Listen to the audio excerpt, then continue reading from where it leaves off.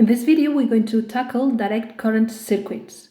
After having defined what a circuit is, we will begin by looking at the combination of resistors.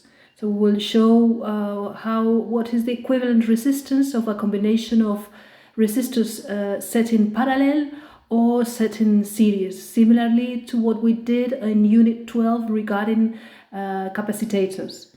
Then we will just briefly mention a couple of measuring devices, and at the end we'll just briefly overview Kirchhoff's rules to analyze circuits. So what is a direct current circuit? Well, a circuit, first of all, is a set of electric elements like batteries, resistors, capacitors, switches. We've already seen several of them, batteries, resistors and capacitors, and they're all connected by wires with at least one closed loop. If there's no closed loop, then the current cannot flow. So this is a circuit, and direct current circuits are those in which the current flows in a constant direction. Okay, so what we have at home is not current and not direct current, it's alternating current, so it flows in one direction and then in the other. But what we're going to look at here is only direct current circuits. It's the flow of charges, the electric current is flowing always in the same direction. So normally circuits are represented schematically, and in them they usually use the same type of drawing for the same type of elements. So here I put several examples that we've actually already seen, most of them. So the first one is a capacitor that we saw in the last unit, which we're not going to use in this direct current circuits. Our analysis of the direct current circuits is going to be very simple, so we're not going to use capacitors. Then I also showed that this is the representation of an ideal electromotive force, and if we want to represent a real one, we can just add a small resistance, a resistor to it, okay, with a small resistant. So this I also included what a resistor is, and a switch is just some element that can be switched on or off just to have current flow through that part of the circuit or prevent this flow. Okay, the different elements are all connected by wires, and these wires are represented by just straight lines, and it is assumed that resistance of the wires is really negligible, and that all the resistance is concentrated in the resistors. So here we have this is not a circuit what I plot here, because it's not, and it doesn't have a closed loop. It's just a part of a circuit. It's a consisting of an ideal electromotive force connected to a resistor by a wire. Okay, so at the point here we have point A and point B, and in point A we have a potential VA, and in point B potential point V sub B. So our approximation that the resistance of the wire is negligible, this is the resistance here is negligible, this means that the potential drop between A and V, which is going to be given by the intensity, electric current times the resistance of the wire. As this is negligible, this gives 0, and this means that the wires have all the same potential. There is no potential drop between A and V. VA is equal to VB. Okay, so in the wires, all things that are connected by wires have all the same potential. So all these points I'm plotting here have all the same potential. So let's see what is the result of combining resistors. And this is interesting because many circuits, many simple circuits, can be solved, can be understood by just combining resistors. Okay, not all of them, but some, and most of the ones we are going to see in the exercises and problems are simple enough to be able to solve them using this combination of resistors. So let's combine resistors in series to begin with. So if you remember, we did this already in Unit 12 with the capacitors. And when you connect them in series, it means that you connect the end of one to the end of the following one. So this here is resistor 1, this is resistor 2, and we just join one with the next one, okay, with a wire. We connect them with a wire. What happens here when we connect them? That if I manage to make an electric current flow, the intensity through this wire is going to be the same that is going through this resistor, and it's going to be the same that flows through this other wire, and the same of the resistor 2, and the same that goes through here. Okay, this is because the charges. This is because of the conservation of the law of conservation of charges. So there's the charges do not accumulate; they just flow through all of the elements that have that are connected in series. Okay, so we want to look for an equivalent. We want to see an equivalent of this that we could draw like this. Equivalently, this would be R. This is going to be the equivalent resistor, which has the equivalent resistance R. So this is point A and this is point C. So the total drop of the total potential drop is going to be given by V, which is going to be VA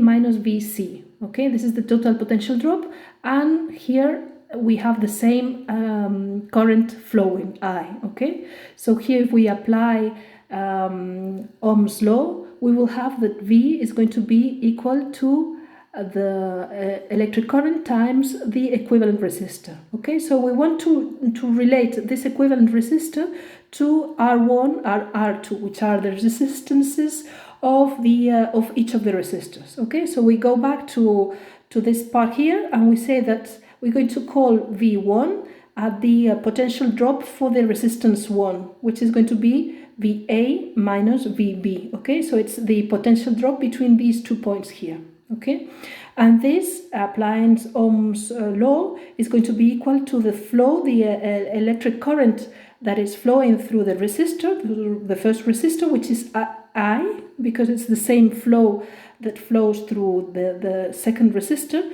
times the resistance of the first resistor, which we call R1.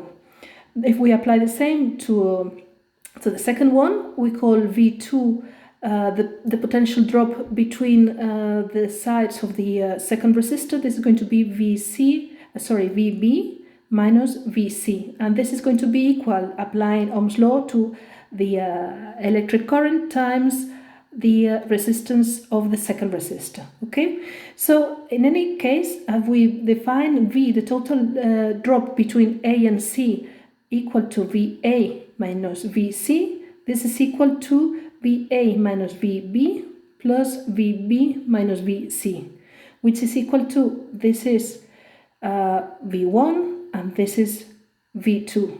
This is equal to IR1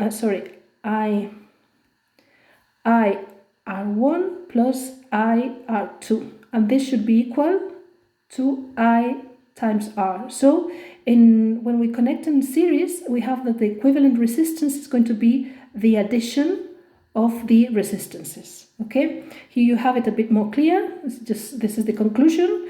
And if we had more resistors in series, if we have 3, 4, 5, n resistors in series, you can derive that the equivalent resistance of the resistance of the equivalent resistor would be the addition, the algebraic sum of each of the resistance of each of the resistors. Okay, so that is for series. Be careful, because it's just for this for the capacitors. This was not the same as in. This is the same as in connecting in parallel capacitors. So be careful not to confuse both things. So let's now go to resistors connected in parallel. So when we connect in parallel two elements, what we are connecting is we're going to connect them in a way that they have the same potential drop. This is the potential drop for the first resistor is going to be A minus VB, and for the second resistor the potential drop is going to be the same. So we have that V1 is going to be V, because this is VA minus VB, and this is equal also to V2, okay, to the potential drop in the second one. This is when we connect them in parallel, okay. So we want to look for the equivalent resistance. So this is going to be, has to be equal to just having one resistor with equivalent resistance R, okay? And the points A and points B should be these, and the potential drop should be the same, okay? And here the intensity, the electric current that is has to flow through it is the same current that is flowing through point A and flowing through point B, okay? But here, look, we have a junction, and in a junction, the flow of charges, of mobile charges, is going to be separated in a part that is going to flow through the first resistor, and then another part which is going to flow through the second resistor. So due to the conservation of charge, we know that the total intensity flowing through point A has to be, the total electric current flowing through point A has to be equal to I1 times plus I2, okay? So it's going to be equal to the electric current flowing through the first resistor plus the electric current flowing through the second resistor, okay? So I think we have already most of the points we needed. So we know that if we apply Ohm's law here to the equivalent resistor, we have that the electric current is going to be V divided by R. And if we apply the Ohm's law to the first resistor, then we have that the intensity flowing through the first resistor is going to be the potential drop across the first resistor that we've already discussed, that is the same as of the second and the same as across the equivalent resistance, divided by R1. And for the second resistor, the intensity, the electric current is going to be V divided by R2. So if we put everything together, we have that this electric current, the total one, which is given by V divided by R, has to be equal to the one flowing through the first resistor, which is V divided by R1, plus the one flowing across the second resistor, which is V divided by R2. So if we combine them, we find that the equivalent resistance has to be equal, the inverse of the equivalent resistance has to be equal to 1 divided by R1 plus 1 divided by R2. This, if we put it, this is again the same idea, okay? And if you put more resistors in parallel, this is if you add another R3 here, for instance, R4 or Rn, then the equivalent resistance can be expanded to this expression. Okay. So now I wanted to tell you a couple of things about measuring devices. There are several, but we're only going to introduce a device that is used to measure the electric current, which is called ammeter, okay? And it's represented in circuits like this, like an A inside a circle, that is an ammeter. And we, as we want to know the electric flow across some part of the circuit, we have to connect the ammeter in series, okay? So this is represented here. What we have here is a very simple circuit provided by a real battery. This is the ideal part, and this is a small resistor. And this battery is connected in series with a resistor of resistance R. And then this circuit is closed. And as we want to measure the electric current flowing through this circuit, we connect this ammeter in series. Okay, so the ammeter is just in the most simple way is given by a galvanometer, which is this device here. So which is just a device that shows whenever there is an electric current, the galvanometer is going to provide a measure that is proportional to this electric current. Okay, so this galvanometer is connected with another resistance, which is Rp, because it's connected in parallel. Okay, so both in this way, in this fashion connected, they form an ammeter. Okay, so here we want the ammeter to measure the electric current. Okay, so we want part of the current that is flowing, and we want to measure that is flowing through the circuit inside.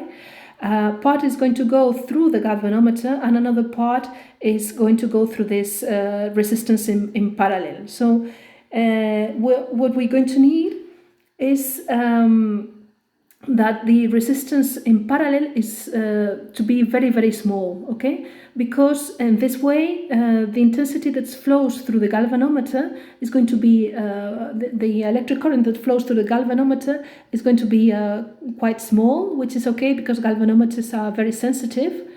And what we have is that the most of the electric current flowing through the circuit is going through this resistor in parallel. So we want the ammeter to incorporate as little resistance as possible. So because we don't want a potential drop across the ammeter. So that's why we need this resistance to be very small. So whenever the flow of charges comes through here, most of them are going to go through this side here. And if this resistance is very, very small, the potential drop is going to be also very small, and the ammeter is not going to influence much the circuit, which is what we would want. Okay, so this ammeter is used to measure the electric current. For measuring the potential drop in an element of the circuit, we would use what we call a voltmeter. And this voltmeter is represented by this symbol here, which is a V inside a circle, and it should be connected to the element where we want to know the potential drop. It should be connected in parallel. So imagine we have the same circuit as before. This is the real battery connected by a wire to a resistor here, okay, and then close. And what we want to know is the potential drop between these 2 points here. So what we would do is to connect here the voltmeter in parallel. Okay, so the voltmeter can also use a galvanometer inside here. Remember that the galvanometer, which is going to measure in a way is the amount of flow of electric current through it. And what we want that this voltmeter doesn't change much the circuit. So imagine if we put this voltmeter and there is a very small resistance in it. If there is a very small resistance in it, the current that comes through here is going to be separated in these two, in this junction, in these two parts, okay? And if the resistance here is very small, this is going to be bigger than this one, okay? And we don't want that. We want very little current to flow through the voltmeter. So to manage this, what we need is this resistor that's called shunt resistor. We need it to be very, very big. In this way, the current, most of the current that comes through here is going to be canalized by the resistor, which is what we want, and very, very little current is going to go through the voltmeter. So the voltmeter won't incorporate a loss of electric current through the resistor. The last part I wanted to tackle in this video is Kirchhoff's rules. So the idea here is that many circuits cannot be analyzed by just replacing combinations of resistor by equivalent resistance. And to analyze them, we need to apply Kirchhoff's rules. which in a way we've already done. Okay, so the first rule is called the loop rule. So the loop rule has to be applied to loops, and it states that the algebraic sum of the change in potential around any closed loop must equal 0. Okay, so we have a circuit, we have a resistor and a battery and several other things, and here another resistor, and then here another battery, and whatever you want to put here. Okay, as complicated as what you want. If we get a loop, this would be one loop, this would be another loop, and the whole one would be a third loop. At any of those loops, if we we begin from one point and we go through the whole loop, the potential the total potential drop should be 0, and this is just following the conservative nature of the electric field. Remember that the electric field, the electric force, is a conservative one, and that is why we can define the potential energy and from there the potential. Okay, so whenever we come back to the same point as in the beginning, the change in potential has to be 0. Okay, which we already did in a way when we were connecting in parallel resistors. So if you remember, we said if you have two resistors and they are both connected in parallel, as the way I'm showing, the potential drop across them has to be the same. So if this is A and this is B, this is equal to saying that here you have a loop, and that if you go from A back to A, the potential drop is 0. Okay, and this is in a way we've already applied it. And the second rule is what we call the junction rule. Okay, so at any junction, remember, I already saw what a junction is. So the same example as before, when we have two resistors connected in parallel, these points here are junctions. Okay, so here the intensity, the electric current flows, and it has to be divided in two. Okay, so at any junction or branch point in the circuit where the current can divide, the sum of the currents into the junction must be equal to the sum of the currents out of junction. And this just follows from the conservation of charge. Okay, so we're thinking that there is a steady flow. So if any amount of charge comes to this point, it has to be equal. It has to be divided by the charge that is flowing out of the junction. Okay. So I hope now you can tackle all of the exercises you have proposed for this unit, and I hope you can solve them without any problem. With this, we end the unit 13.